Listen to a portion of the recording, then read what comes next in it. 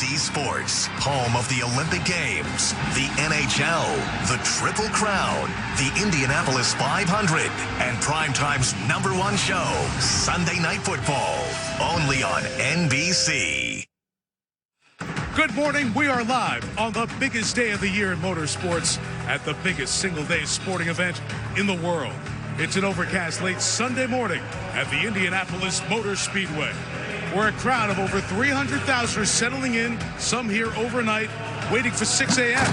And that cannon blast signaling the gates are open. Time to find your place for the race. There is plenty of pomp and circumstance as a more than century-old tradition comes alive again. 33 cars, 200 laps around the most famous racetrack in the world. It is the greatest spectacle in racing. It is the Indianapolis 500. And hello, everyone. I'm Mike Tirico, front of the grid here at Indy. What a day as we welcome you to the Indianapolis 500 for the first time on NBC. Temperatures in the mid-70s. It's overcast. Thunderstorms in the forecast, but the race looks like it will start on time. When you think of bucket list sports events in this country, the Super Bowl, the Kentucky Derby, the Masters might come to mind, but nothing's quite like this mix of patriotism, party, and cars at over 230 miles per hour coming right where we are right now, trying to win one of the most prestigious races in the world. Before the green flag drops, we're going to take you around this incredible venue, share the stories, sights, and scenes that make Indy iconic. Got plenty of friends to help us do that, including Rutledge Wood and someone who knows about racing here, but is at the 500 for the first time, Dale Earnhardt Jr. Hey, guys. Thank you, Mike. This is history. This is American history. These bricks have been here for over 100 years. This racetrack survived 2 world wars and the Great Depression. When I got here this weekend, I was walking through the garage, somebody said, "Dale, welcome to heaven." I thought, man, they're right. For a motorsports fan, this is heaven on earth. It totally is. And the great thing is there's plenty of heaven to go around here. This is the largest sports venue in the world for seats, 257,000. And when you take a look around, you think about how many people are in the infield here today. I mean, especially on Memorial Day weekend, what a great reason to celebrate the greatest spectacle in racing. We're on our way somewhere else, but now let's get it to Marty Snyder. Marty? Hey, Rut, when you drive for Team Penske, there is one race you must win. It's the Indianapolis 500. And for Roger Penske, his best shot today might be Simon Pagenaud, who starts on the pole. You know, it's funny how fickle the racing business is. As recently as 3 weeks ago, people were questioning Pagenaud's abilities. He was in the middle of a 1-year-plus winless streak. Since then, he's won the Indianapolis Grand Prix, the pole for the 500, and is now in position to sweep the month of May at Indy. Kevin Lee? Marty, look at the grid. It's already packed. The 33 cars are in place. There are Penske's in each of the front 4 rows, including Helio Castroneves back here in row number 4. You can sense the tension building with the crew guys who have worked on these cars for the last 2 weeks. The preparation is done. Nothing else to do other than hope for execution and some luck and make yourself a legend today. Jan Beekes. And Kevin, soon the drivers will make the famed walk through Gasoline Alley. And Marco Andretti describes it as the coolest 5 minutes of the entire month because you're hit with the magnitude of the event.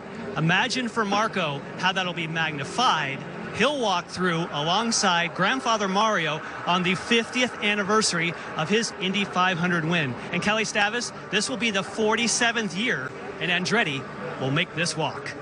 Well, for most of these drivers, getting their names added to the Borg-Warner Trophy will be the only true mark of success. But for some, just making it to the big show is a win in and of itself. Such is the case for Kyle Kaiser and Juncos Racing. The final row of the grid will be filled right now. Alonso is on the bubble. The 6th and final driver, Kyle Kaiser. Right now, he's tracking just ahead. Checker flag. Has he knocked Alonso out? Yeah, we made it! Yes! Oh, my God! Kyle Kaiser and Juncos Racing are in the Indy 500. One of IndyCar's smallest teams, knocking over a global motorsport giant. Absolutely the greatest story of my life. Thank you so much. Kyle, I don't don't know about you, I still get goosebumps going back and watching it. It's the ultimate underdog story. What has the response been like for you this past week? It's been an overwhelming response. Obviously, we have a lot of stickers on the car now, and I got a lot of sponsors here on my suit, so getting a lot of support from that end, but then also within the series. Just Roger Penske gave me a big hug, after that. That was an unbelievable moment for me, and all the drivers in the series, I think, have come up to me at some point, congratulating me and just saying how much it meant for them. All right, so step one, you're in the show now. What can you do now here in the 103rd running? I think the smartest thing to do is be patient. Obviously, there's a lot of cars in front of us, so if we can make it to the end and be in a good position, we're going to go for it. All right, Mike Tirico, he's got the 33rd and final starting spot here today. He's got a chance. He's got a lot of folks pulling for him, Kelly, for sure. Joining me throughout the day, a familiar face around these parts, an 8-time driver in this race, and one of the sport's most popular figures. This is Danica Patrick in the early years here. I started racing go-karts when I was 10 years old. Look at that, the young lady racer takes the lead. The one thing missing from this room, though, is the Indianapolis 500 trophy. That's my goal.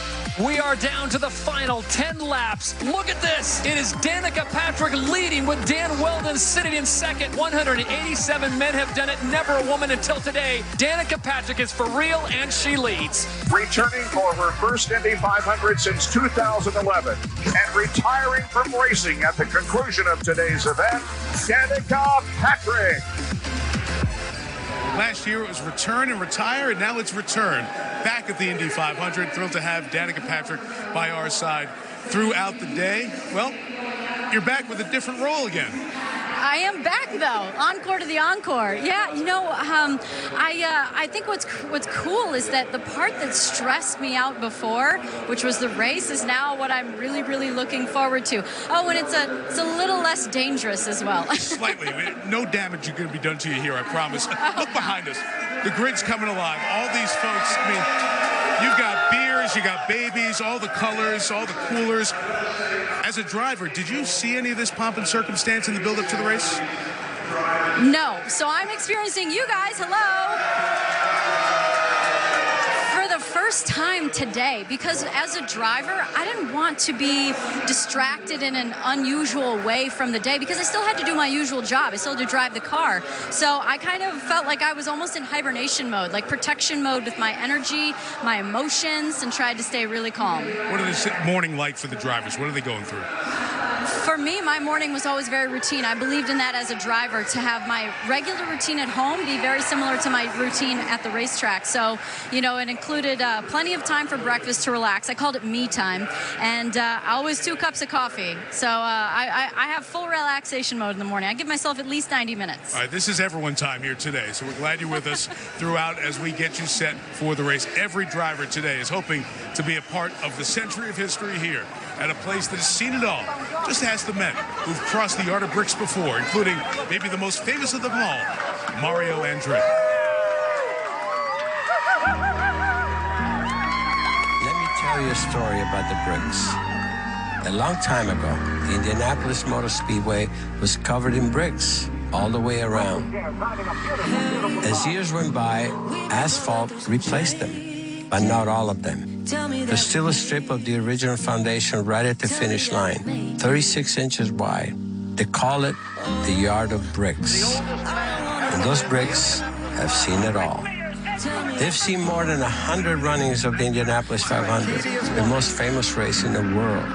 They've seen the Speedway packed with 300,000 fans, making more noise than the cars, a giant party on the other side of the walls. They've seen the greatest drivers on earth take the checker flag. Every year, they've seen a bottle of milk spilled in celebration. 50 years ago, they saw a 29-year-old immigrant from Nazareth, Pennsylvania win the Indianapolis 500. I still can't believe it's true. I'm going to have to be pinching myself all night. I thought I might win a half a dozen more, and I tried. But that one was the greatest moment of my life. I'll never have a better day than the day I pulled into victory lane. First win in 79 was great. But it was almost like, okay, we won. Let's go on and win another one. Indy's really the one thing I've ever done in my life. The more I did it, the more I wanted success. If these bricks could talk, boy, what a story they could tell. Want to add a chapter to this storied race? It takes a great team, a fast car, and the courage to accept the danger that comes with it. Big contact, car in the air. That was frightening. It takes some of the best athletes and minds on earth. An American institution, a Memorial Day tradition, it is older than all of us. It's where history comes to life and where history is made. We are racing at Indianapolis. Today, it happens again. 33 drivers will hear the clarion call of drivers, start your engines, and unleash a roar that's not like any other sound in all of sport. One of them will emerge as champion. Scream across the finish line under the afternoon sky. A checker flag above his head. The field in his wake as always. Those ancient bricks beneath his wheels.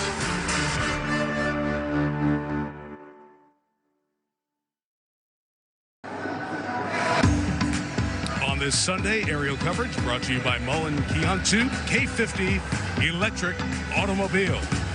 Back to the Indianapolis Motor Speedway. We know the month of May is so big in these parts. Plenty happened in Indy this week. The Today Show was here on Thursday. Tom Hanks co-hosting a special hour alongside Savannah Guthrie, and Sheryl Crow took to the stage to entertain the fans. Now, the day after Friday, it was Carb Day, unofficial holiday here in Indianapolis. Not a lot of work gets done on Friday of Indy Week in this great city. Kool and the Gang in Foreigner entertained everyone, and yesterday it was Zach Brown Band headlining the Firestone Legends Day concert here at IMS, all building to today and Sunday, and all those symbols of victory that will be handed out at the end, including the Borg Warner Trophy. More on that trophy a bit later on. Another symbol of victory, one of the many traditions surrounding the Indy 500, the milk. Recently, our Rutledge Wood went to a nearby dairy farm to explore one of those famous traditions. By the time the first 500 roared to life in 1911, the Keenerts had been milking their fortune out of a farm in Fort Wayne for 14 years. And it feels fitting that this family, with its own winning legacy, should steer their way into victory lane. 5 years behind. How long has this farm been in your family? The farm's been in our family more than 125 years. And I am the 4th generation, the 5th generation, and we're really proud of that. I started out way back, I was 8 or 10 years old, but I never had to milk by hand. Mom and Dad did. But we at least had milking machines. The whole key to survival on a dairy farm is cow comfort. Like Dad said, I mean, taking care of the cows, we pamper every one of these. That's what's nice about dairy cows, is the fact that we treat every one of these animals like family members. I mean, we do absolutely anything and everything we can to make sure that animal is treated as good as it can. We're going back to the future, aren't we? We kind of are. the past. Yeah. It's like a down, it's a sweeping. It is gentle, though. Oh my gosh, I'm milking a cow. Over a century on the same 1,000 acres hasn't stopped time, though. What's your name? I'll spell it for you. I don't know if we'll have a full bottle at this rate. And thankfully, farmhands like me have been mostly replaced here, as Andrew and his brother Nathan have advanced their old homestead with utterly cutting-edge technology. This is unbelievable. Before, it was taking us about 18, 20 hours a day to milk the cows. We had to do that ourselves. Wow. This is where the milk collects, here in this jar. I mean, it's amazing, all the technology in this, all the numbers, all the fine-tuned details. I mean, you know, when you think about it, it is the same as an Indy car. What they do on their computers is what we do. I just want you to know, I think if you get tired of farming, you could run a shock dyno. Like, there's a lot of engineering. Don't tempt me, man. You can take a swing at.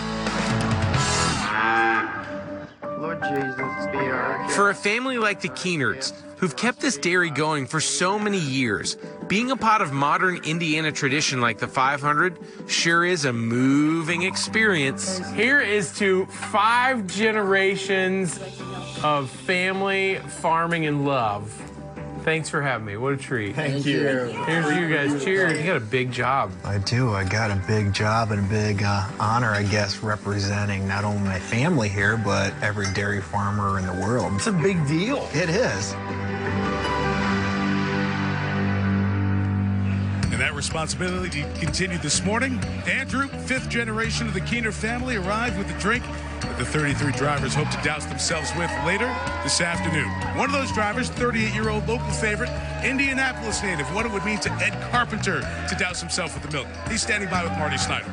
Oh, he would love to have that honor, Mike, no doubt about it. Here is the official milk list that will be in Victory Lane. Driver pulls in. Now they can select from whole, 2% fat-free, even almond milk, or buttermilk, which is a tradition. And the coolest answer by far from Ed Carpenter, the wholest milk they have, I want buttermilk.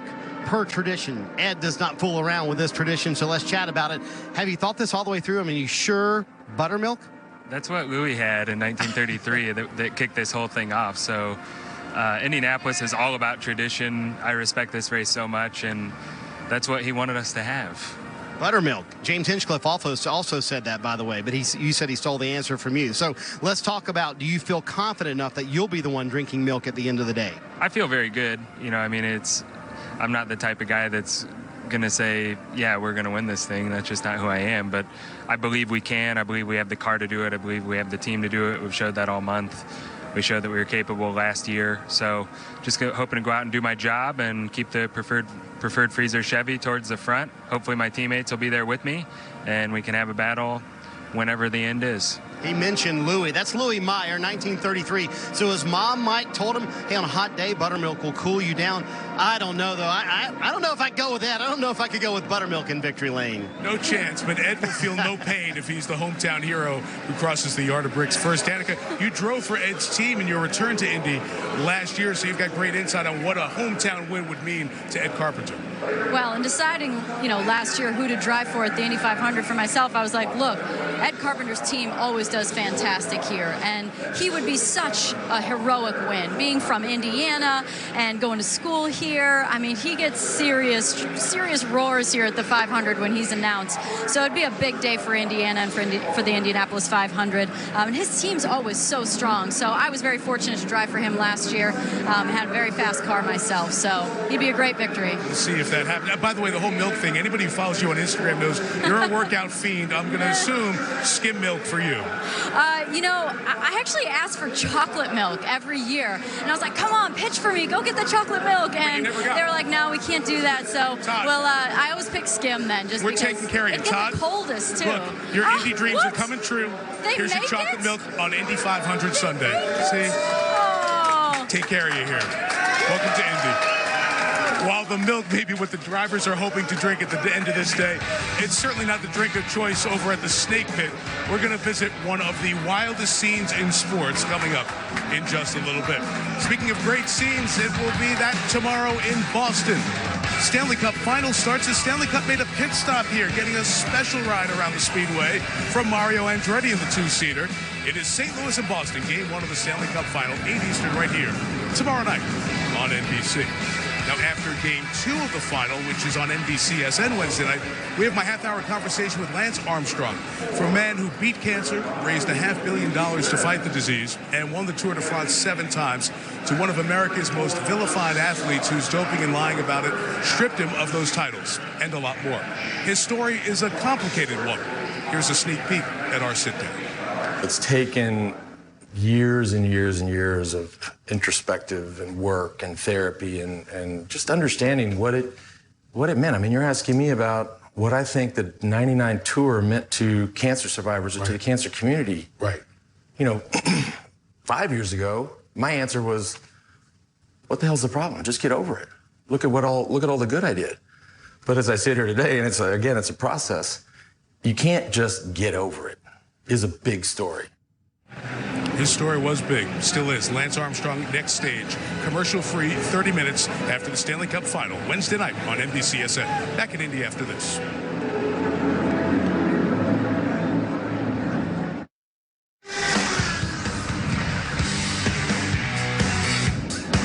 That shot shows you what a massive place this is. 960 acres, 17 different grandstands, 6 tunnels at the Indianapolis Motor Speedway. And within that infield, you'll find a scene that's being compared to Woodstock, a tradition that's been around for decades and is raging, as you can see today. Almost as legendary as the race, what happens at the Snake Pit, where Rutledge Wood and Dale Earnhardt Jr. are right now. Thanks, Mike. This is crazy, right? It's incredible, Mike. I don't know how else to say it. wanting to come to the Daytona 500 all our lives. This place is huge.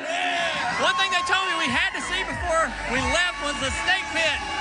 These people are on the gas. 30,000 people here for this concert. I mean, we're inside turn 3. This party started at 7 a.m. It's a tradition that's really been happening in different ways since the 20s. A newer tradition is to ride in a 2-seater Indy car with Mario Andretti. Take a look who got to ride with him this week. Andretti. Earnhardt. That's right. Two crazy families. Two crazy families that don't know any better. I right? know it. You're going to take me for a ride, man. Take you for a ride. If you want to do a toss, maybe you can drive. That way you can give me some pointers. Yeah, just stand on it. That's all. Stand on it and steer. That's right. I can do that.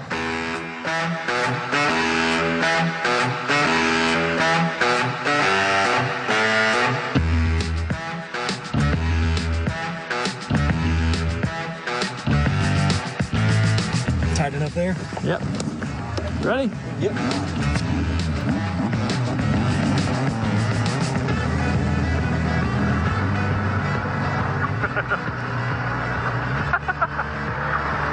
Nothing to hold on to. Unbelievable how much the wind moves your helmet around. Why would I not get in a car with Mario Andretti? If Tom Brady walked into your front yard and said, hey, let's throw the football around a little bit, would you say no? He's the man. He's the man. Can't believe I'm riding with a legend. It's crazy. Oh, my gosh. How was it? It's awesome. How fast were we going? 200-300. You're crazy. Next time, let me drive. Next time, you're on. Yeah. Okay. I've never been in the back seat.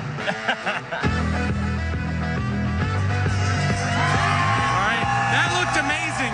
How does that compare to what you've been around the track here before? Well, riding around Indy is pretty cool, but riding with the man, the legend, Mario Andretti was even better.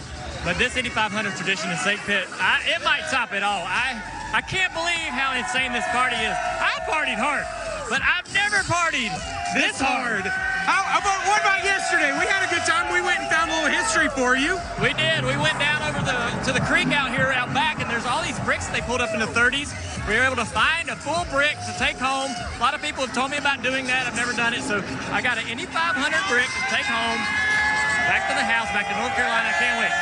Dale, I would love to stay here all day, but we have other stuff to do. You got to go get ready to drive the pace car. That's You ready? right. Yes, I almost forgot. I'm going to take my shirt off and go meet you down there later. All right, I'm taking off. We'll see you, buddy. Mike, Snake Pit Party! Awesome month for Junior, as a matter of fact. He was with us at the Kentucky Derby 3 weeks ago. You know who else was there? The current IndyCar Championship leader, Joseph Newgarden, 28-year-old. He was all on maximum security, and he picked the winner until maximum security wasn't the winner. You know that story. Jan Beekes, Newgarden hopes he's the winner today. Yeah, Joseph was definitely all in there, but Joseph, now you step to the other side of the fence. So how much of the spectacle here at the Indianapolis 500 can you take in, or do you have to stay in game mode? Oh, you have to stay in game mode for sure. I think if you put it a bit easier in your mind, just say it's another race, it helps me out. But this is the biggest one. It's the most pressure. We've had a great car. Our Shell V-Power car has been so consistent throughout the month, and you can see Chevrolet has given us a phenomenal race package. So I'm confident, but it's a big day. It's a lot of pressure. Now, from row 3, that's a pretty good place to start. How do you rate your chances? Do you like that starting spot? Yeah, I think it's good. It's up front. You know, we always want to be a little bit further up, but I think it's close enough to that very front pack that we can hopefully stay out of trouble. You can win this race from anywhere. You start last, you still have an opportunity, but being up front, I think it kind of minimizes your risk chance. You know, you're in the back, something can happen that outside of your control take you out. So we got to stay up front all day. We'll see what the rain does. You know, if it's a rain day, then you're going to want to be up front all race long. So I think we have a good opportunity, and we just got to stay clean at the start. And Joseph, of course, has had a great start to the season, leading the championship, but he did say if he had to choose, he'd choose an Indy 500 victory. Mike? Jan came close in 2016 when he finished third. He, like all of us watching the radar for later this afternoon. Well, a few minutes ago, you saw Dale Jr. with Mario Andretti. He's not the only one of us lucky to get a ride from racing royalty this week. Not every day you get picked up at the airport by an Indy 500 champion, but on Wednesday I got that chance. When we come back, we're going to look back on Mario's memorable 500, the victory from 50 years ago, and honor the man whose name is synonymous with speed.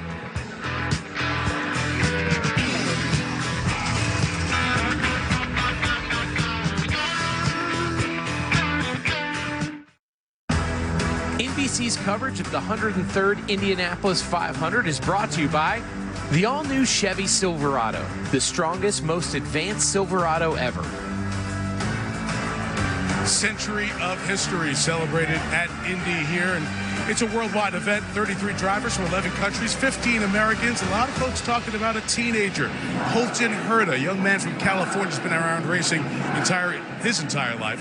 His dad Brian was a driver here, and that's 6-year-old Colton 13 years ago at the Mohawk in the fashion show. Today at 19, he's the second youngest ever to race in Indy, and Kevin Lee's the first Indy 500 driver born in the 21st century. And Mike, he's already won an IndyCar race when he was 18 years old. He'd be the youngest to ever win the 500 by 3 years. And by the way, he's multi-talented. He's the drummer in a band with the release. So what makes you more nervous, your first 500 or a gig in front of people? Yeah, I've said it before. It's definitely a gig. I know what I'm doing a lot better in the race car than I do on a drum kit. So, yeah, a little nervous right now, but it's not terrible. So what is your biggest concern in your first oval race of any kind in an IndyCar? I don't really have that many concerns. You know, I'm really focused on what we're doing here. You know, we've had the whole month to practice. I've got a lot going for us right now. You know, we have a really fast race car, qualified 5th. It's going to be a really good race. Hopefully it stays a little cooler. That'll give the fans a bit better of a showing. You know, the cars will be able to race up a little closer. If it heats up, that might hurt things a bit. Mike, he's the fastest Honda. Colton Herta has a legitimate chance to win the Indianapolis 500. A teenager would make great headlines here. A guy who's almost an octogenarian is making some of the headlines of this week. Mario Andretti at 79 years old. He's been so much of the focus of this week. Here he is taking a lap in a vintage car. Mario, this morning here in Indy, celebrating 50 years in the unlikely path from Italian immigrant to American sports legend. It isn't just that he's the living embodiment of the American dream. It wasn't just that happened during the golden age of cars, or that it happened during the first era of big-time television. I think what it is that this is a man who proved that he could go out on any given day in any kind of car, on any kind of racing circuit, and win. All right, we got a little bit of action.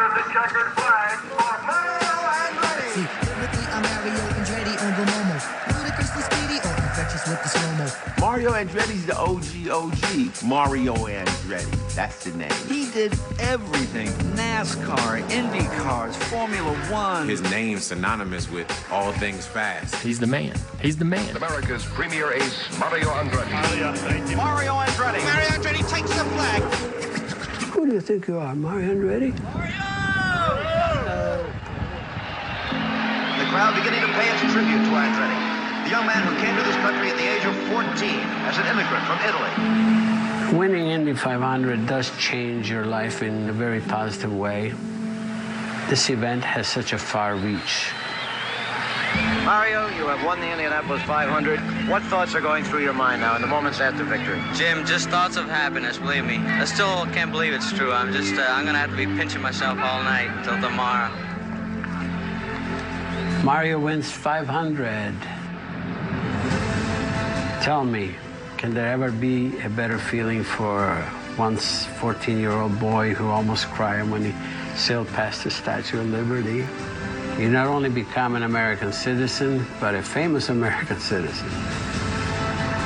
You have become a living legend in one of the coolest, the most exciting of all sports, auto racing.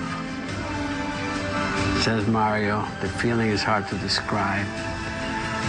I guess it's the greatest feeling a man could ever experience. Bit of destiny for sure, for me. Tells you everything.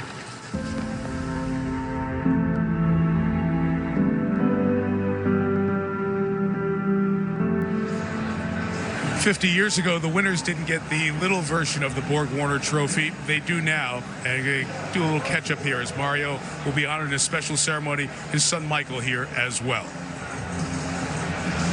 Now, ladies and gentlemen, please welcome to the stage Borg Warner Company Chief Executive Officer Fred Lasalle to begin this very special presentation.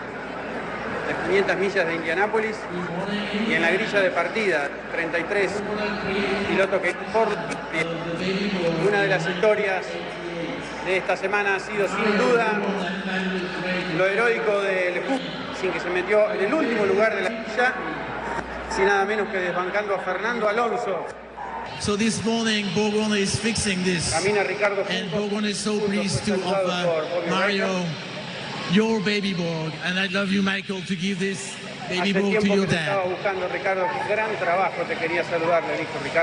Dad, it gives me great honor to present this to you. I know how much this means to you. Wow, I just won the race over again. Thank you, Borg Warner, for doing this for me.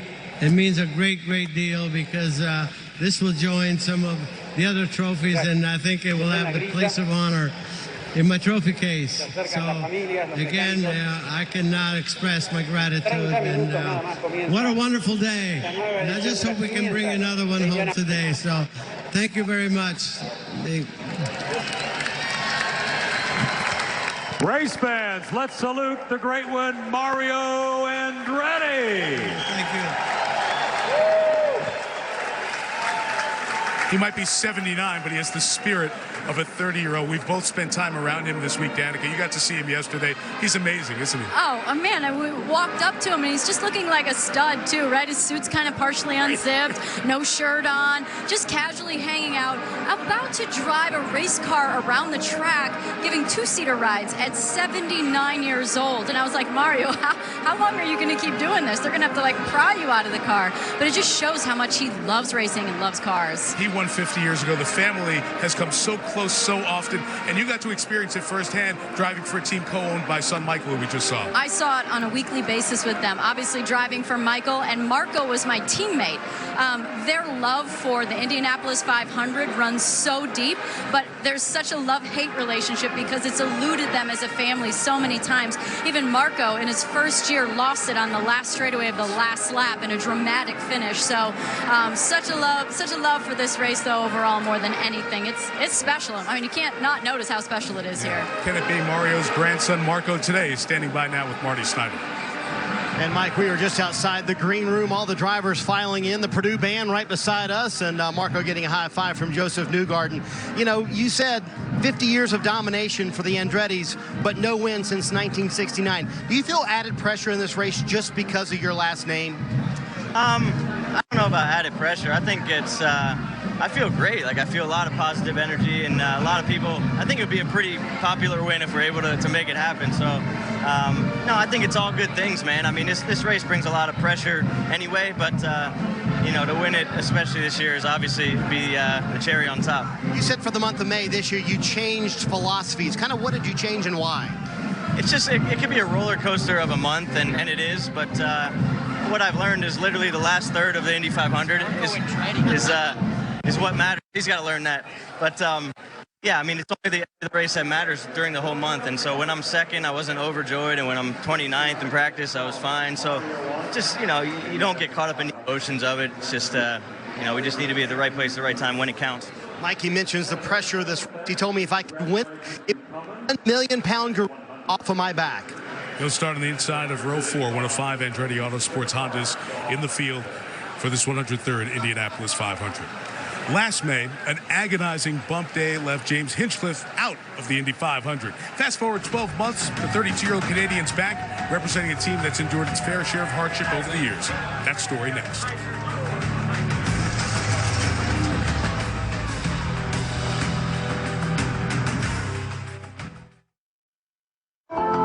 This place is more than just a racetrack. It lives, it breathes, and it has a heart. Gasoline Alley, where drivers and teams get ready for the greatest race in the world. Machines are painstakingly prepared, strategy is planned, and the fans are watching all of it.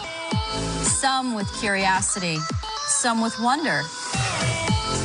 Then comes race day. All the work to get here is over, and all that's left to do is take a deep breath and walk through the crowd, under the sign, to those bricks, and onto the biggest stage you can imagine. Driver's about to do that walk shortly. We've been walking amongst all the folks here. Danica, you've been running into some familiar faces and friends. Gasoline Alley, back out here as you've seen everyone getting ready for the 500. Yeah, I have so many familiar faces. It's like a coming home. It feels really good. A lot of smiles, a lot of good vibes. But what I'm noticing is, wow, the access that these fans get is truly incredible. I mean, they're everywhere. They are on the track. They are on pit lane. They're in it. Not the Super Bowl, not any other big event exactly like this. Now, there is one driver hoping to leave Indy today as a 500 champion especially. That's James Hinchcliffe.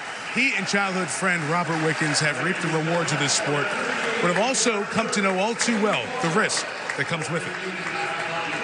Yeah, when I was 14, I started kind of doing the pro karting tour. It's a real thing, don't laugh. And there's this young, dorky, bowl-cutted kid on the team already who was a couple years younger than me, named Robbie Wickens. My first time ever in a go-kart, I was about 5, and I've loved it ever since. We just hit it off. We had the same silly sense of humor. We just got along great, and we had a lot of fun childhood memories, that's for sure. For most kids, ability eventually falls short of ambition. But Hinchcliffe and Wickens each possess the talent to race at the highest level. James Hinchcliffe takes the win for Schmidt-Peterson Motorsport. While Wickens was driving professionally in Europe, Hinchcliffe was the first to realize their dream of driving Indy cars, a dream they both understood came with inescapable risk. We had a suspension failure when I was in the middle of turn 3. Hit the wall at about 225-ish miles an hour. Didn't tickle. And they got me in an elevator to go up to the OR, and they actually lost my pulse in the elevator. So I was minutes away from bleeding out. It was, you know, a pretty eye-opening experience, I think, seeing him for the first time. And when I was able to see him take his first steps, which is just amazing. You know, if you look in the background of that famous photo of him walking, I'm like a blurred guy in the background. James Hinchcliffe is on the pole. Remarkably, Hinchcliffe returned to racing the very next year. A few years later, Wickens joined the IndyCar circuit, as fate would have it, as Hinchcliffe's teammate. He found immediate success in IndyCar, 4 podiums by August of his rookie year. It appeared that his first trip to victory lane was not far off. Watch out for this guy, Robert Wickens. He will be on the move. I had this really good run on Ryan, and I remember going to the inside of him, and that's all I remember. Here comes the red machine, the Lucas Oil entry of Canada's Robert Wickens. Oh, that's going to be tight through there.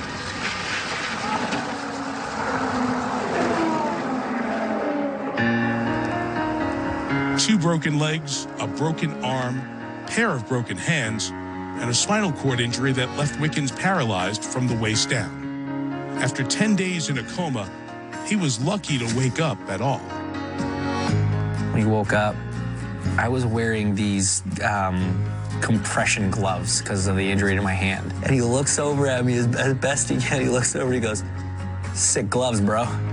And I just died. Like, I nearly started crying in the moment. Here was my buddy. Last time I saw him, he was out. He had machines hooked up to him. It was this horrible situation. And the first thing he does is chirp me for wearing these fingerless compression gloves.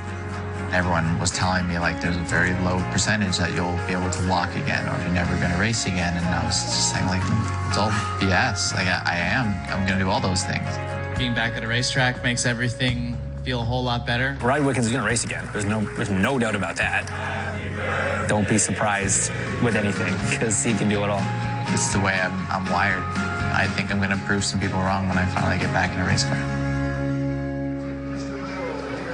Robert Wickens' goal now is to walk at his wedding this September, but James Hinchcliffe, he's here in Indy. He's been around sitting on your pit box. What's it like to have your good friend and teammate by your side for the biggest race of the year? Oh, it's huge. I mean, he's been such an asset from St. Pete onwards, just having him back at the track, first and foremost. Just his presence was such an uplifting thing for the whole team, and then genuinely he's been able to contribute quite a bit, and I know he's been a huge help to Marcus this month, just having done it as a rookie a year ago, so we're just thrilled to have him back at the track. track. Well, you have truly experienced some of the highest of highs and lowest of lows here at Indy Motor Speedway. How do you put all of that behind you as you prepare for this race?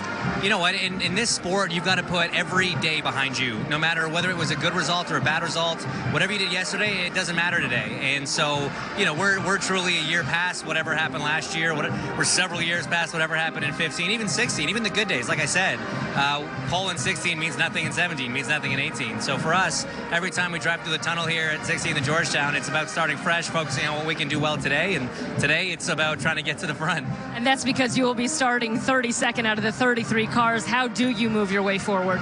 Well, you know, I think we've seen all through practice, it's not the easiest passing situation so far. So I think we're going to have to be a little bit creative. I think being where we are, we can open up strategies a little bit. If the weather plays into it, we could be sitting in the catbird seat because we can take bigger risks. We're not sacrificing as much track position if we're trying to race to lap 127 rather than lap 200. So we've got a plan. We've got several plans. And I think the goal today is just sort of play it by ear and see how it works out. I got to thank everybody at Aero SPM for all the effort to get the car back together after qualifying, everybody at Honda. It was a huge team effort to get back out there. Sucks my family couldn't be here, so hi to Mom and Dad, hi to Ron and Rose. Hope you guys are doing all right, and go Raps. And Mike, imagine what it would mean, not just for James Hinchcliffe, but really the entire team if he could bring that car home to victory lane. Go Raps, a shout out to the Toronto Raptors, won the Eastern Conference Final last night over Milwaukee. Will play Golden State in the NBA Finals coming up next week.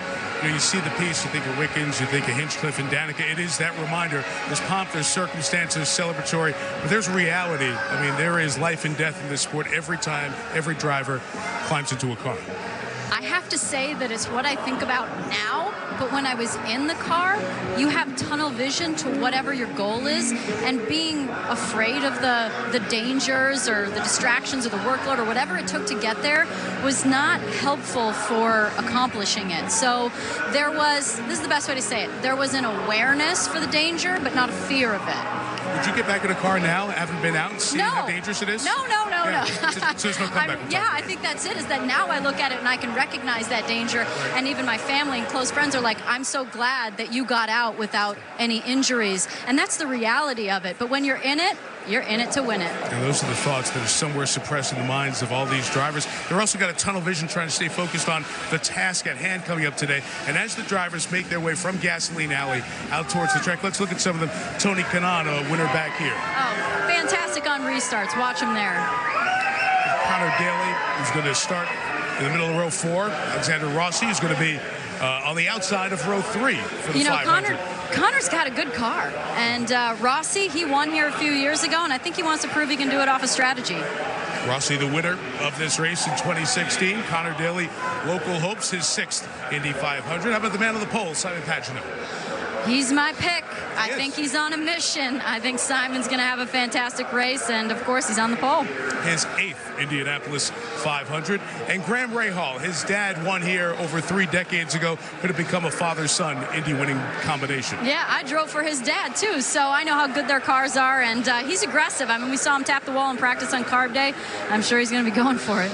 He'll start in the middle of row 6. The man who won this race last year is on the outside of row 2. Will Power knows what it takes. You think that helps him as he prepares mentally to get back in the car at Indy? It'll be interesting to see what the difference is now between that monkey off of his back of winning the race now to just being able to go out there and do his thing and not be in his head. Just go do it. So the drivers getting set, getting comfortable before introductions, which are on the way in a few minutes, and then they get in the car, and then they have to go 500 miles. The time with family, with friends, with those who you care about before 200 laps of 2.5 miles. Put it in your terms, it's New York to Raleigh, it's Chicago to KC, it's Dallas to New Orleans, and out west, it's a simple San Francisco to San Diego. It would take you about 8 hours at a proper speed. Here, it's only going to take 3 hours. And things are a little different here. Even some of the folks who come from around the country to enjoy the 500 in different vantage points. Rutledge Wood, that includes some folks who are roughing it, but not really roughing it. You're right, Mike. Glamping is all the rage here at Indianapolis Motor Speedway. And why not? You can show up with your friends, your family, enjoy it. You can get one of these great tents over here between $1,300 and $1,600, depending on how many beds you want. How about you Try It Tiny? Our friends at Try It Tiny brought these 15 tiny houses over here. You can stay in there with your friends, get to experience everything. We're just off of the golf course. The Snake Pit is just south of us. But it's not just about bringing friends and family together. It's about creating a little love connection. This is Zach and Lauren Simpson and their beautiful daughter, their 9-month-old. Jonah, they got engaged 2 years ago right over here on the walkover bridge. They were on their way back to their tent. Now they're here with their beautiful little daughter having a family weekend in a tiny house. How great is that? Can you beat that? And Rut, when you bring 300,000 people together, you never know what kind of relationships are going to develop. And I found a couple of guys from the NBC family, Matt Eisman, Akbar Bajabiamila from American Ninja Warrior. And you got a pretty cool role today, Matt. This is amazing. We get to be co-grand marshals. It's the first time in history they've had co-grand marshals. Now, between us, there's over 500 pounds of grand marshal. We think it's the heaviest grand marshal in history. We get to send the drivers to their cars. It's an unbelievable opportunity here. And we've seen quite a few IndyCar drivers on the show. Who impressed you the most? Well, I would have to say there's a bunch of them, so they're all my ninjas, but I would have to say Elio, he did an amazing job. They all kind of went out around the same time, but, you know, this would be a great run, though, too, for Elio, too. Thinking about this could be his 4th one if he wins it. How great would that be? He joins Rarefied Air in that regard, so that'd be great. He'd be number 3 to do it. Well, we promised an American Ninja Warrior is going to win the Indy 500. So I think Newgarden, maybe Dixon, we got a whole bunch of them out there. They're all going. They said they're doing it for us today. I think you've handicapped it pretty well. All those guys have a great chance. The new season of American Ninja Warrior debuts Wednesday at 8 p.m. Mike, right here on NBC. I can't wait. The guys are in mid-season form. They've broken down the race for us as well. As you look at the scene from the Snake Pit to Gasoline Alley to out towards the track where the drivers are going to start moving closer here in a little bit. Danica, we talked about the drivers. What's going on in the Snake Pit is far from their thoughts.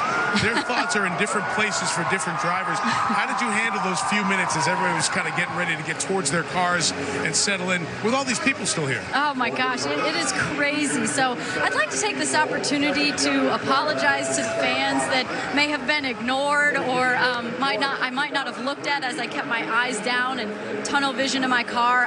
It's easy to get distracted, and I felt like I really had to protect my energy emotionally as well as physically, because I needed everything I had for the 500 miles here at Indianapolis. So I'm sorry about that, but it's a stressful time. It's all really starting to sink in. You can go one by one and apologize to folks if you'd like. And I'll do it. Okay, I'm gonna have to go now though. Make up for that time. The drivers will be coming out. We'll have the introductions coming up for you here in just a moment. When we do that, we're going to meet Scott Dixon, 5-time series champ, who won the 500 in 2008, combining his drive with Firestone tires to create a winning combination. Check out more on The Drive at FirestoneTire.com.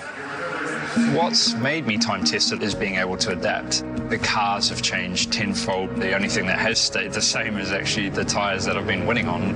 Firestone is always pushing the limits, trying to better their product.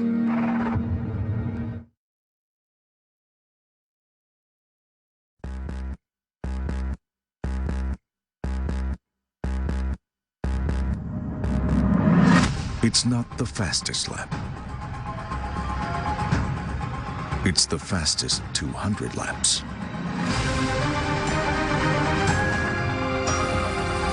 In both racing and investing, bold and steady wins. Balance risk with Gainbridge, presenting sponsor of the Indianapolis 500. On this great American Sports Day, we send our thoughts to the family of a truly great American sports figure. The Green Bay Packers announced a short time ago that their legendary Hall of Fame quarterback, Super Bowl champion Bart Starr, has died at age 85. We send our condolences to Bart's family and the family of the Green Bay Packers. The trophy. It's what every athlete works for, a symbol of reaching the top. But there are trophies, and then there are living pieces of art. The Borg Warner Trophy is more than 100 pounds of sterling silver, and it's pretty tall. It carries the faces of legends. Will win at Indianapolis. And each year, a new face joins the ranks. Will Power's going to win. When drivers win the greatest spectacle in racing, they may wonder, is this really happening? But years from now, when the memories have faded, their faces will look back at them and they'll know the answer. So many timeless traditions packed into this historic event. That Borg Warner Trophy around since 1936, worth about $3.5 million. But to win it would be priceless for any of the 33, even those starting in the very last row. One of them standing by right now with Kelly Savage. And Mike Sage-Karam here, just 24 years old, but already making his 6th Indy 500 start. But you're going to have to do it from the back row. You said, hey, we've moved forward every other year. How confident are you that you can do it this time? I mean, you know, the race car is definitely good, so I have some confidence that we can make some passes. You know, obviously got to work a little bit of some strategy. Keep my nose clean, be patient for 500 miles. You know, I started here in 31st in 2014, so, you know, I know how it works back here going into turn 1. Just got to get through the first couple laps. But I'm just really excited to take the green flag. It's not every day you can roll out of bed and, you know, pretty much say, you know, today could change my life forever. So, you know, hopefully we can be there at the end and have a shot at this thing. Right, Sage, thank you. Right behind him. But we'll be starting in front. We've got Zach Veach here, Felix Rosenquist making his first ever Indy 500 start. What has been most intimidating about this place? Well, I think right now it's building up so much, all the tension, all the people on the grandstand. So everyone says it's going to feel kind of different going into turn 1 with the track almost feel narrower. But yeah, I mean, it's a terrifying and beautiful race, and I've watched it many times, but to be part of it now is going to be amazing for sure. Terrifying and beautiful, and Pippa Mann, the lone female in this, and bringing a small one-car effort to the grid in the Indy 500. How much did that mean to you? It meant a huge amount to me to put this Clausen Marshall Racing driven to save life Chevrolet in the field. I'm very thankful to be here, and I think anybody who saw qualifying saw the emotion from Tim, from Richard, from myself, getting this car in the show. All right, Mike, we're just moments away from driver intros. And we look forward to that. Pippa Mann, one of the 9 women to drive in Indianapolis 500 history. Danica, you became the first. What Pippa's accomplished here is truly incredible this week. It sure is. You know, they put their heart and soul into it. A little team that could, and coming from dirt racing to making it on the biggest platform here at the Indianapolis 500. I hope Pippa has a really good day. So now's that exciting time. All the drivers are in place. Most of the fans are in place, and it's time for the introduction of the drivers, plus some VIPs as well. And for that, we'll send it to the public address announcer here at Indianapolis Motor Speedway and the sports director at our NBC affiliate in town, Dave Calabro. All right, fans, it's time to meet our pace car driver for the 103rd running of the Indianapolis 500. It's racing great and NBC Motorsports analyst. Give it up for Dale Earnhardt Jr.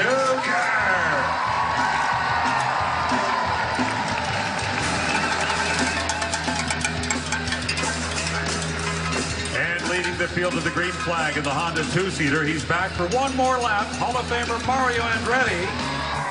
Riding with Mario in Honda's Fantasy Sports is the star of Shadowhunters and IU grad, Matthew Dodorio.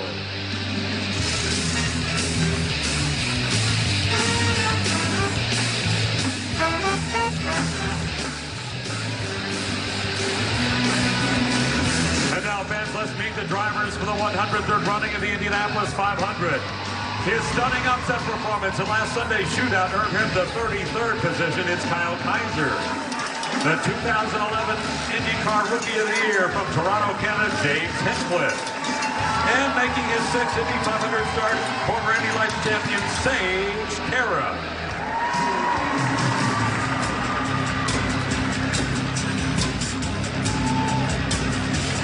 On to the 10th row, making her 7th Indy 500 start from Ipswich, England, Pippa Mann. In the middle, an Indy 500 rookie from Sweden, it's Felix Rosenquist. And competing in his 3rd 500, driving for Gainbridge, please welcome Zach Veach.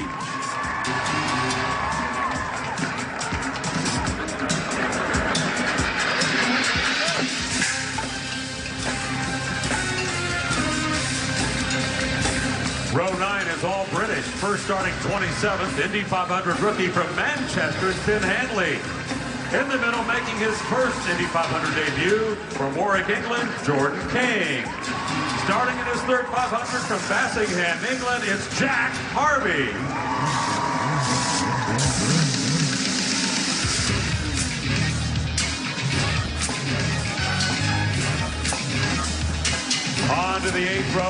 He finished second best among the rookies last year. From Brazil, Mateus Lane.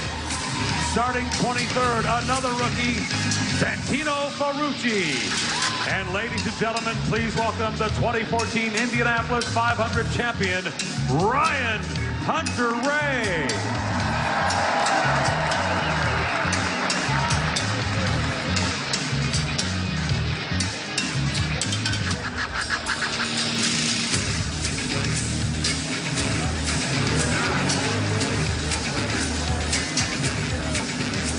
Starting on the outside of row 7, making his 9th start from Sausalito, California, J.R. Hildebrand. In the middle, starting in his 9th 500, Charlie Kimball. And on the inside from Spain, please welcome Oriol Servia.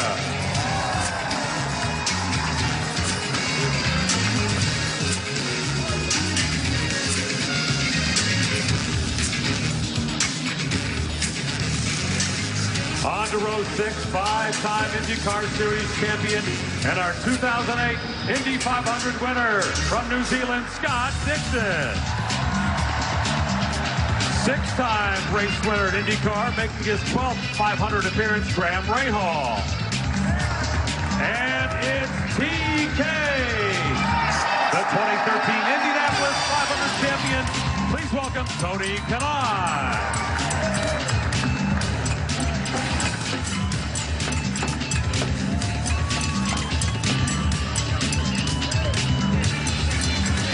In row 5, competing in his 5th 500 from Melbourne, Australia, James Davison. In the middle, 2017 Indianapolis 500 champion from Tokyo, Japan, Takuma Sato. And making his first Indianapolis 500 start, please welcome Marcus Ericsson.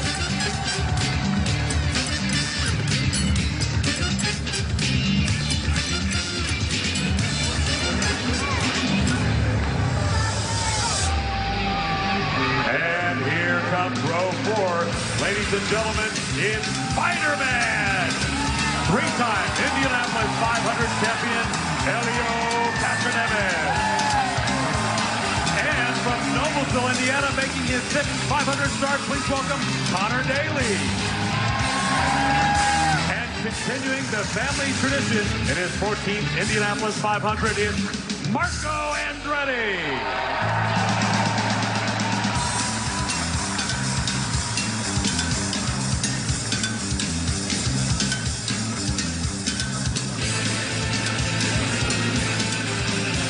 Starting in row number 3, the winner of the 100th Indianapolis 500, please welcome Alexander Rossi. 2017 IndyCar champion and the current points leader, Joseph Newgarden. And on the inside, the only IndyCar driver to win 4 consecutive championships, Sebastian Bourdais.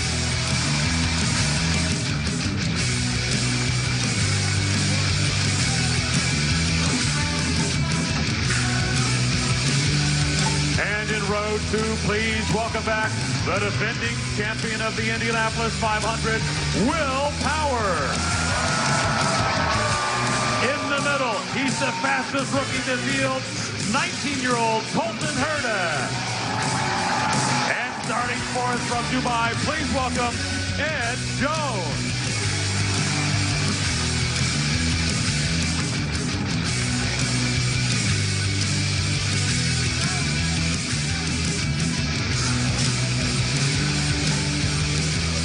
And now, the front row. Starting 3rd, former Indy Lights champion in his 4th Indianapolis 500, Spencer Pickett. In the middle, 3-time Indianapolis 500 pole sitter, the hometown kid, the Butler Bulldog from Indianapolis, Ed Carpenter. And on the pole for the 103rd running of the Indianapolis 500, average speed of 220 miles an hour, the winner of this year's IndyCar Grand Prix, please welcome Simon Pagenaud.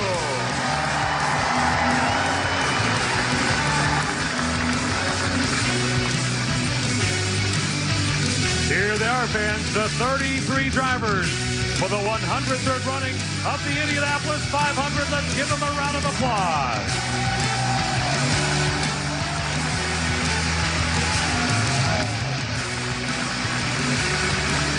7 of those 33 faces already on the Borg Warner Trophy. Will it be a new one, or will it be one that's been there and done it before, doing it again? The greatest spectacle in racing, the Indianapolis 500. And now, as is tradition and per usual, it's off the stage around the Yard of Bricks for the team picture. And Danica, I know this was a moment that, even though you had that tunnel vision trying to stay prepared, this was right around the time starting to set in for you, the reality of what was ahead. Absolutely, Mike. You know, at this point in time, you can't help but recognize that you're in amongst hundreds of thousands of people, and it's you like adrenaline's really getting pretty high at this point in time. And you know, I just tried to stay focused and just tried to keep my head down, but it's sinking in, and especially the realization that you know you could be in victory lane in a few hours. That was a reality. Leading them to green will be Simon Pagino, standing by with Rutledge and Dale Jr. Thanks, Mike. Simon, this is incredible. I've never seen pre-race. This is busy bonkers, man. I mean, how ready are you to get down to that car, get strapped in, get that helmet on, block this out, and get racing? Well, first of all, I'm a big fan of yours, Dale, so it's a pretty cool moment for me. Just want to say it. I mean, it's magic, right? This atmosphere, the energy is just phenomenal. So, you know, personally, I just use that. I try to channel it and turn it into positive energy. So I can't wait to get in a car to get a quiet moment with all that feeling into me and go racing as hard as I can. To win the Grand Prix, to get the pole, how confident are you that you can grab today's Indy 500 do this week? Well, the stars have been aligned for me lately, so great momentum. It's fantastic for my guys. The whole 22 crew, you'll see, they're just phenomenal, these guys. So to have the support of your team like that is everything that you need as a race car driver. So, you know, I'm just focused on the moment. I'm just going to go in and just do everything I can to do the best. Enjoy every minute. Good luck today. Thank you. Good luck. Pagino, how cool is that, guys? There's the man who will lead the field to green in that roar of energy when the green flag drops, the vibration of the engines, the roar of the crowd. And who's going to drop the green flag? How about Christian Bale and Matt Damon? 2 Oscar winners will be dropping the green flag. They're going to be in a movie about the sport, Ford versus Ferrari, going back to Le Mans 1966. That's coming out in the fall. They are here today, first time at Indy. What do you think of this, Matt? This is just ridiculous. I mean, I have friends, a lot of friends who've been here, and they told me that I wouldn't be able to anticipate what this would be like. It's awesome. I mean, I've never seen this many people in one place. This is really, really cool. Christian, you've been to a race before, Formula One. What do you think of what you're taking in today? What I'm amazed at is that the drivers are able to concentrate on anything, because this is you just want to scream in like joy here. The adrenaline is incredible. The excitement is amazing. How anybody manages to focus and block this out is just stunning. Yeah, we were talking about that earlier. Actually, if you don't mind, can we ask, like, what? Yeah. How do you do that? Like, this is. I mean, you got to be going totally internally right at this moment. Like, I can tell you that while I would have remembered meeting you guys today, I don't remember meeting everybody on race day. Usually when they say, hey, I've met you before, I said, well, was it race day? Because I probably don't remember because of that. But yeah, it's cool that you guys think it's cool, because you guys are superstars that have done amazing things. But, you know, based on your roles, I know that, you know, you watched F1 with your dad when you were younger. Matt, you probably own cars. So, you know, what did you take away from the movie and your roles about being a driver and being an owner? I think for us, it was probably getting a better appreciation for the drivers and for what they do. I mean, all the engineering that goes into it, and then, I mean, particularly the time this movie takes place in 1966, like the weakest part of those cars were the brakes. So these guys were going like 230 miles an hour and really not knowing whether or not they were going to be able to stop or not. It's like a very different way of thinking about things. Yeah. All right, what were the instructions about waving the green flag? What did they tell you guys? Just try not to hit each other in the face with them. Don't hit each other. That's what they said. That's good.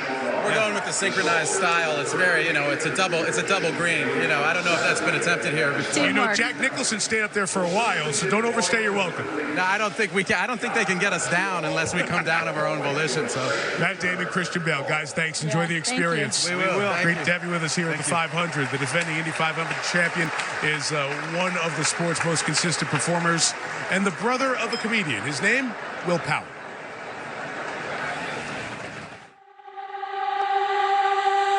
My brother's name is Will Power. You know what it's like, man, with a brother named Will Power? Your dad's like, this is my son Damien, this is Will Power. incredibly successful guy, my brother Will. He's one of the world's best now at driving really, really fast in the circles. Will Power driving the number 12 Horizon car from Team Penske. The next 4 hours will bring fame and glory to some. The 33 fastest racing machines and the 33 most daring drivers in this nation. Every year you walk out there, you just hear a sea of people, hundreds of thousands of people. It just blows you away. There's no sporting event like it, and it's the only race during the year that feels like that. Drivers, start your engines! And we are racing at Indianapolis. You are not recognized until you win the 500. That's how it feels. No matter how many races you win. Will Power takes the checkered flag. I'd won more races than anyone over the last decade, more poles, more laps led. I'd worked so hard. I'd had a lot of heartbreak over my career with, very close 500s. I felt I should have won. Sucks finishing second, but hey, it's the Indy 500. It was a good race and we'll move on. When you have worked so hard for something, the thought of not winning that race in my career was super disappointing to me. All right, buddy, this is it. His 11th 500 will be the best one. Will Power's going to win the 102nd running of the Indianapolis 500-mile race. Yes, gotta be raced back! I can't describe it. I feel like collapsing. I want to cry.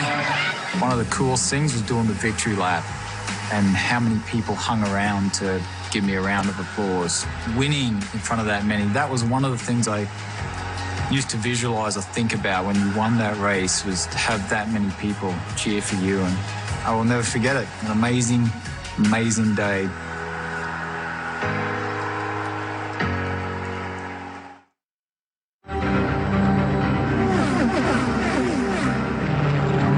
There's a reason drivers have trusted Firestone tires since the very first Indy 500. Drivers like Haroon, Shaw, Voigt, Andretti, Rossi. Because while finishing is hard enough, it's winning that makes you a champion. Whatever you drive, drive on.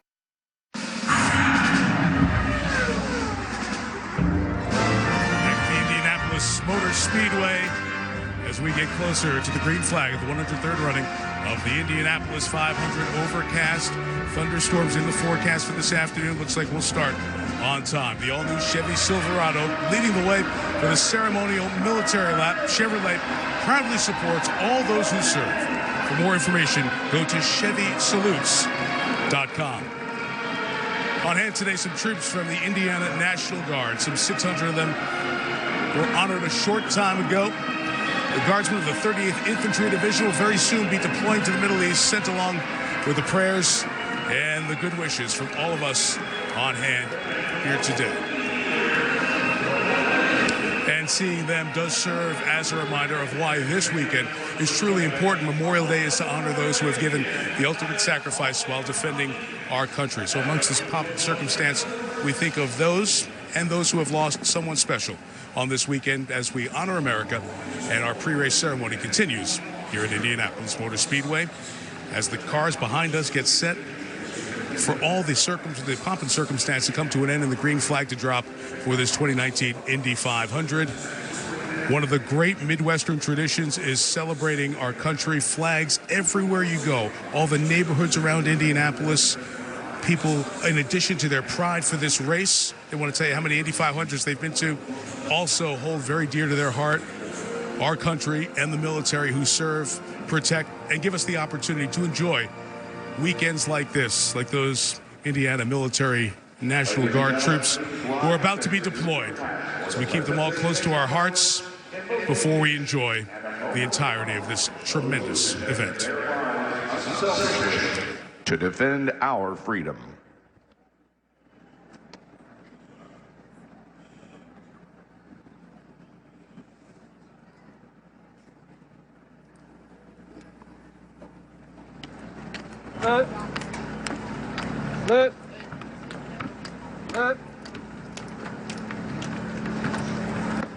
Ladies and gentlemen, to deliver today's invocation, please welcome Indianapolis Archbishop Charles C. Thompson.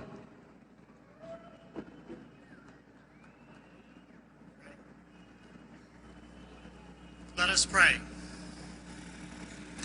Eternal God, the light of your love and truth guides us along the path of life.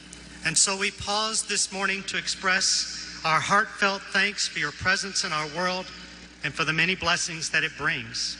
Help us to be a blessing to one another so that all people may know your goodness through us. Today we welcome to our beloved city those who gather from around the world for the 103rd running of the Indianapolis 500.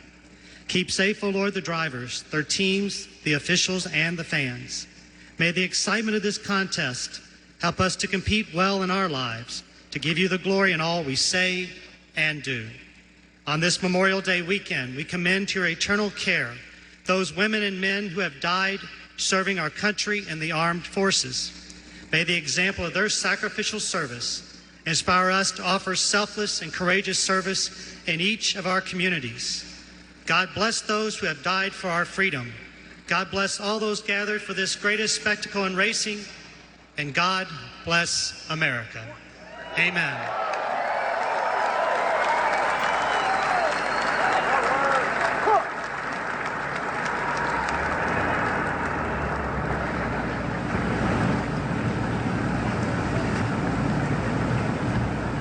Mark time. March. Detail. Halt. Order. Halt. Right. Peace. Stand by. Ready. Ready. Aim. Ready. Aim.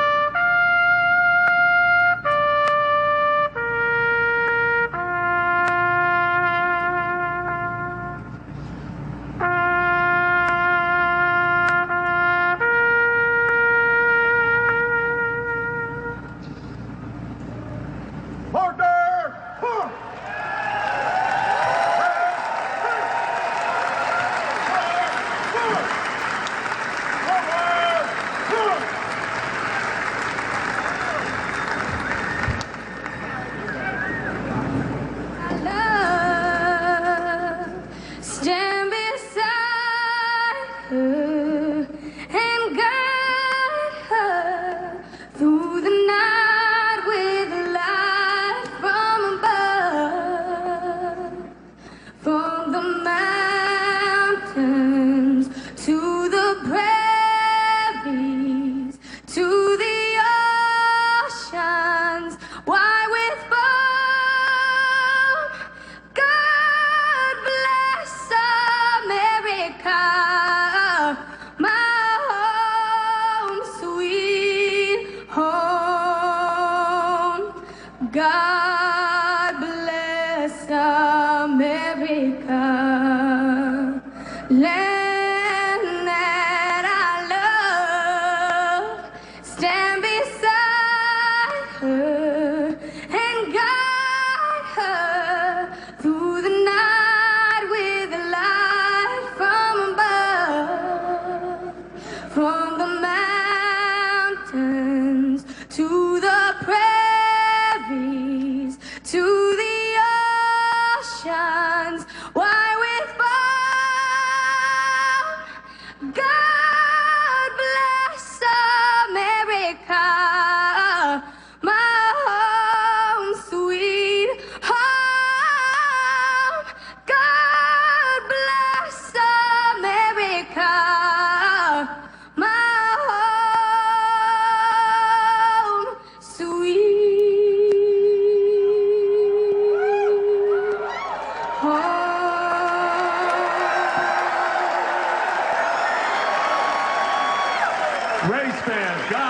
America, Chevelle Shepherd. The boys season 15 champion, Chevelle Shepherd. Up in the morning to the rising sun. Up in the morning to the rising sun. Every year at the edge of summer, on this, the last Sunday in May, we gather. All of the training that you have gone through thus far leads us to today. For some, this is a chance to enjoy the simple pleasures that freedom provides, while others are more keenly aware of its price. Whether it is a debt that has already been paid, Captain Sheila Corcoran, Keystone Roy Holloway, Larry Patch, United States Air Force, First Air Cav, Camp Casey, Korea, or a cost that is still unknown. Specialist Zachary Mudge, Captain Jamila Crook, Staff Sergeant Logan White, Charlie Company, 38th Infantry Division. Today, amidst the fireworks and flyovers, the echoes of war reverberate back, and we stop to remember those who never returned. When we deploy, not only are we defending the soldiers to our left and right, but we're defending our families, our communities, and our country. Major General Gordon Ellis, Lake Winoka, Ohio. Indianapolis, Indiana. Columbus, Ohio. Speedway, Indiana. Indianapolis, Indiana.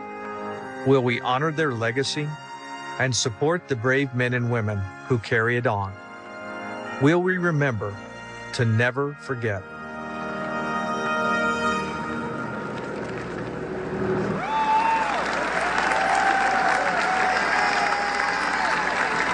Ladies and gentlemen, to honor America, please rise and remove your hats as Grammy Award-winning recording artist Kelly Clarkson performs our national anthem. Oh, say, can you see by the dawn's early light what so proudly we had at the twilight's last gleaming, whose broad stripes and bright stars through the perilous fight o'er the ramparts we watched were so gallantly streaming, and the rockets are aglow, the bombs bursting in air gave proof through the night that our flag was still there. Oh, say, does that star-spangled banner yet wave o'er the land of the free and the home above?